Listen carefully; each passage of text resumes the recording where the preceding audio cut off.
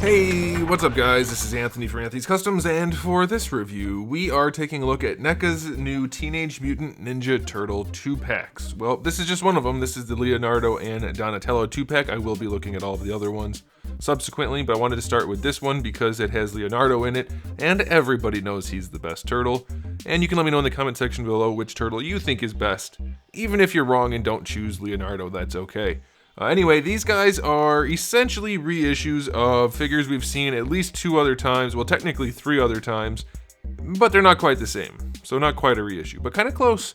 So there's some stuff to talk about, so let's go ahead and get them off the stand and take a closer look. Alright, I'm going to go ahead and do a measurement even though we've already seen these before, just in case you haven't and you don't want to watch the video I'm going to talk about in just a second. Is about 13.5 centimeters roughly, give or take, and that puts them at just about 5.5 inches, probably a little bit more than 13.5 centimeters.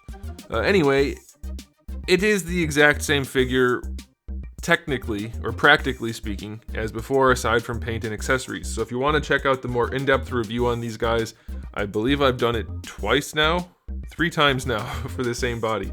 I'll post the videos up there in that corner. But this is the new version. These guys are definitely more noticeable color scheme. We've had 2 versions of this release right here, which is the cartoon look, so to speak. It has the more olive drab type of coloring, obviously the more muted colors, and it does have a little bit of that cell shading paint job. You can see around the shell here. On the arms it's two-tone, on the bandanas it's two-tone. These new ones don't have any of that. They only have the black lines. They do have a few more black lines, it looks like, than before, and obviously different colors, but none of that stylized shading. In fact, no shading, just solid colors. Some people are not going to like that. I think it works for what they're going for. It's more of the cartoon look. I think they look nice. I really like the green. However, I will point out the green may be, if they're going for the cartoon look, and I'll use the package as reference, maybe just a little bit too blue. See how they have a little bit more of a yellowish green? I do believe that's more accurate than what the actual product is. I don't know how big of an issue that's going to be for most people because it does look fantastic, but it may be slightly inaccurate. But yeah, none of that shading, but otherwise the same. And just for reference sake, here's the arcade version of these guys. Very saturated neon green look with all kinds of crazy shading. Same mold, but different paint job. These guys had humongous black eyes. These guys have the same sort of eyes and paint job in that regard.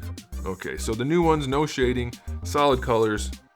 They did a really good job with the clean black lines on there to give them that kind of inked look. Very nicely done. The shell is painted very cleanly. I like that. The belt could definitely be a little bit cleaner. You see some gray peeking around the circular part, but it's not a huge deal.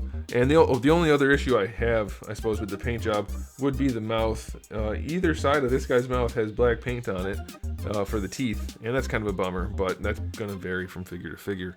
And the same thing's true for Donatello. Exact same figure as his previous releases, only now he's in the new color scheme. And that is that. The eyes are fairly straight on both of these, so hopefully that's a consistent thing that most of you are gonna experience. I know it's definitely a bummer when the teeth aren't straight. When you've got crooked teeth, it's really bad. But it's also bad when the eyes are crooked, and these guys seem to have really straight eyes. So the figures are essentially the same. I'm not going to talk about them any more than that. We've already done the articulation to death. It is as before. Some joints are very tight, some joints are relatively loose. It's going to vary from figure to figure. Good luck with yours. Heat it up if it's tight, if it's loose.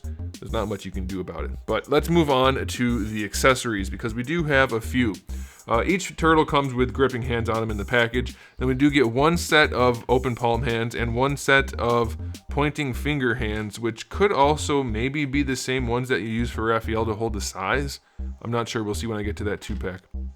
So 8 hands total. We do have, of course, Leonardo's swords and Donatello's bow. We have a pizza box with a partially eaten pizza in it. Nicely done. Pizza does not come out, or at least mine is very, very stuck.